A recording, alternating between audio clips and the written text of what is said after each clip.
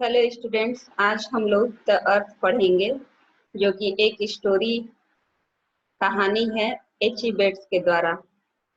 इससे पहले कि हम लोग आगे बढ़ें, आइए संक्षेप में हम लोग थोड़ा एच.ई. बेट्स के बारे में जान लेते हैं, जिससे आप लोगों को ऑब्जेक्टिव करने में सुविधा होगी।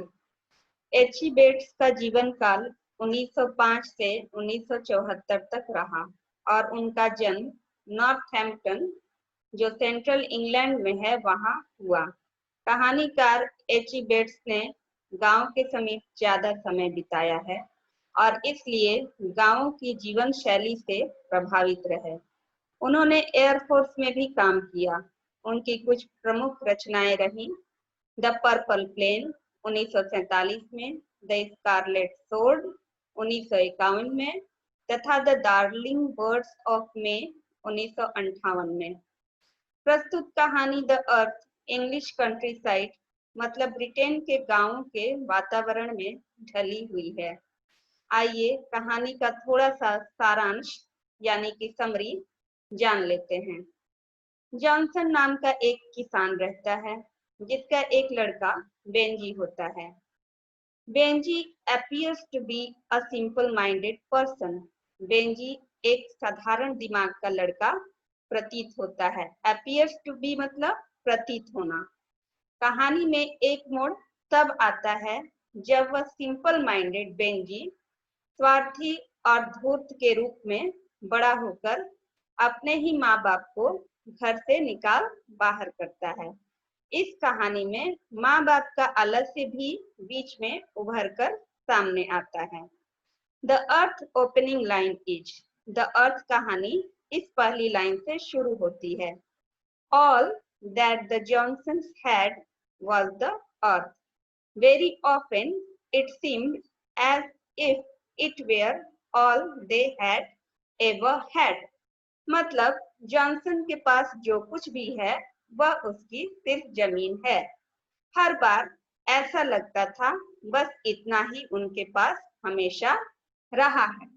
आगे कहानी में बताया जाता है कि जमीन पर खेती करने के लिए उनके पास टूल्स यानी खेती के औजार और खेत जोतने के लिए एक घोड़ी भी है। घोड़ी के लिए मेयर वर्ड का यूज हुआ है। अन्यथा इन खेती के सामानों के औजार के बिना जमीन का भी कोई मोल नहीं है। इस लाइन से समझिए, without the earth these things were useless. Highlighting about the sun, the writer says, it was true that they also had a son। कहानी पर और फोकस करते हुए लेखक ने किसान के बेटे पर ज्यादा जोर दिया है और कहा है कि it was true that they also had a son। यह सत्य है कि उनका एक बेटा भी है। इस कहानी में स्टूडेंट्स हमें यह समझाने की कोशिश की गई है कि हमारा परिवार हमारे लिए क्यों महत्वपूर्ण है, हमारे प्रति पेरेंट्स का रिस्पॉन्सिबिलिटी यानी कि क्या उत्तरदायित्व है और हम बच्चों का अपने माँ बाप के प्रति क्या कर्तव्य बनता है। थर्ड पैरा में बेंजी का चित्रण उभर कर सामने आता है और बेंजी के माता पिता का उसके प्रति चिंता और प्रेम भाव भी दिखता है, जो कि हम इन लाइनों से समझ सकते हैं। And because he was their only son, the Johnsons had spent many years being a little too kind, too anxious and too sacrificial towards him, so that he had grown up to seem worse in their eyes than he really was। ऐसा है कि अगर आप अपने सामने किताब खोलकर रखेंगे तो इन लाइनों को मिलाते हुए आप समझ पाएंगे।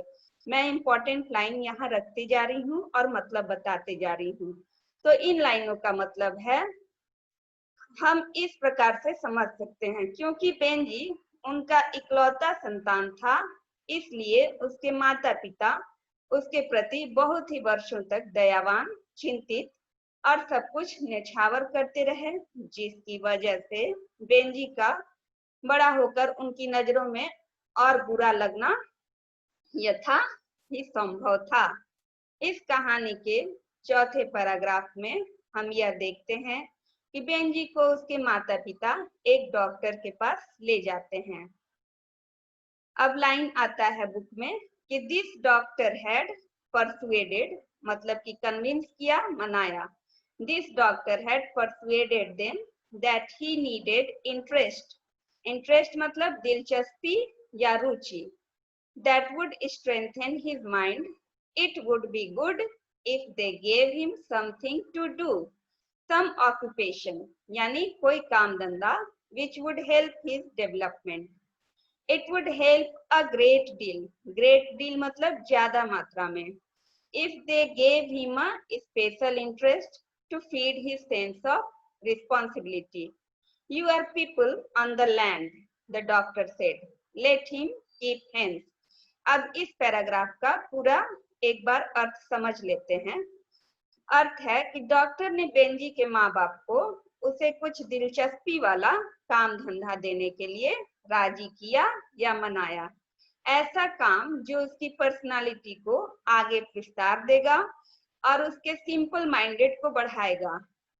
स्टूडेंट्स, यहाँ बार बार बेंजी को सिंपल माइंडेड लेखक ने, कहानीकार ने बताया है क्योंकि उसका व्यक्तित्व एक साधारण है और ऐसा प्रतीत होता है कि वह बाकी बच्चों से कुछ कम समझदार है।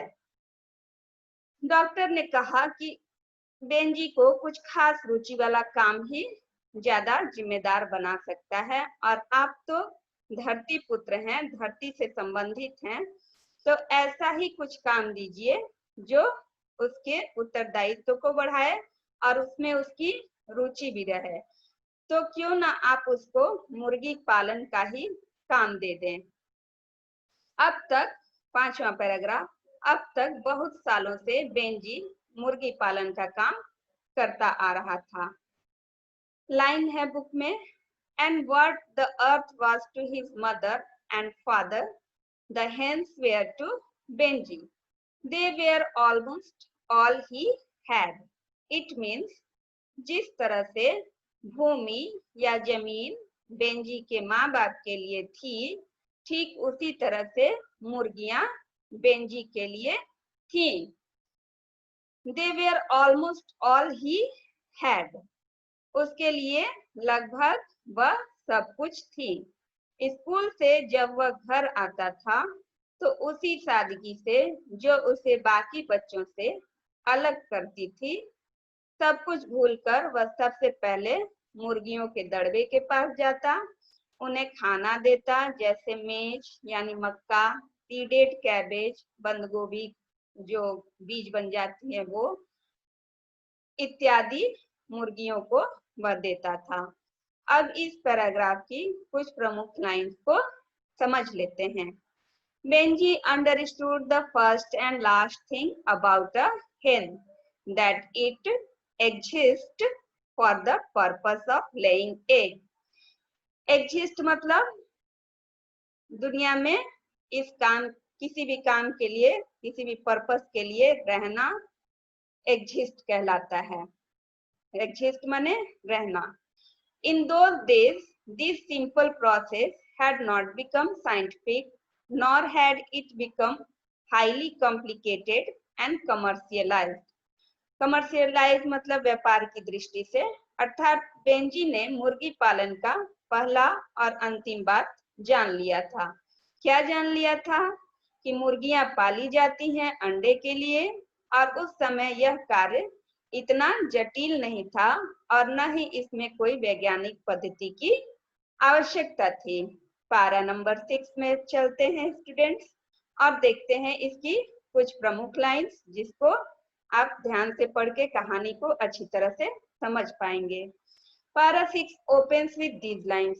Benji understood another thing about the business of hens, and that was that eggs could be sold to callers at the back door of their house in scores and half scores, and the money from these eggs was put carefully, almost religiously, into a large white basin that stood on the top shelf of the kitchen cupboard.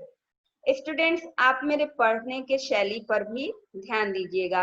एक एक words को जब हम carefully पढ़ते हैं पूरा comma और full stop के साथ, तो खुद ब खुद मीनिंग भी क्लियर होते जाता है। तो पढ़ने का भी एक तरीका होता है। अगर हम फुल स्टॉप कॉमा वगैरह पर ध्यान नहीं दें तो हमारा मीनिंग बिगड़ जाता है। इसलिए जब भी हम पढ़ें तो उस लाइन को ध्यान से पढ़ें ताकि मीनिंग निकलकर सामने आए और कहानी क्लियर हो पाए। तो इस तरह इस पैराग्राफ का मीनिंग इस प्रकार है। मुर्गी के बेंजी यह समझता है कि मुर्गी के अंडों को बेचा जा सकता है।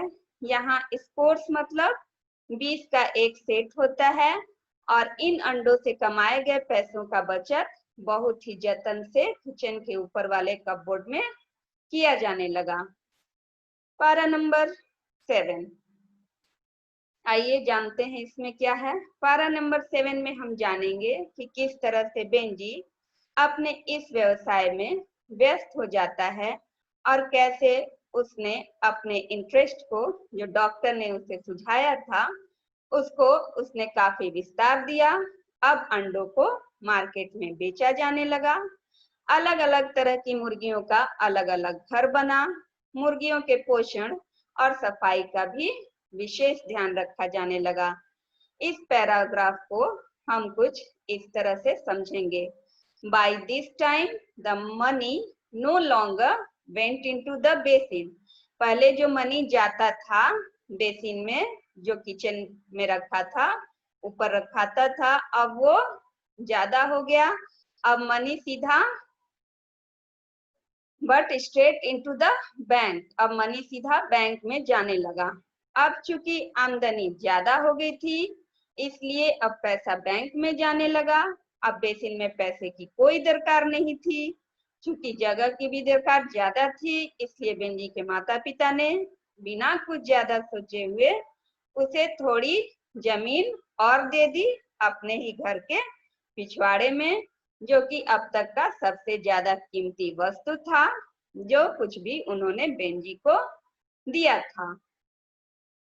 इसका लाइन है, so his father and mother gave him a strip of land running from the back of the house halfway across the field.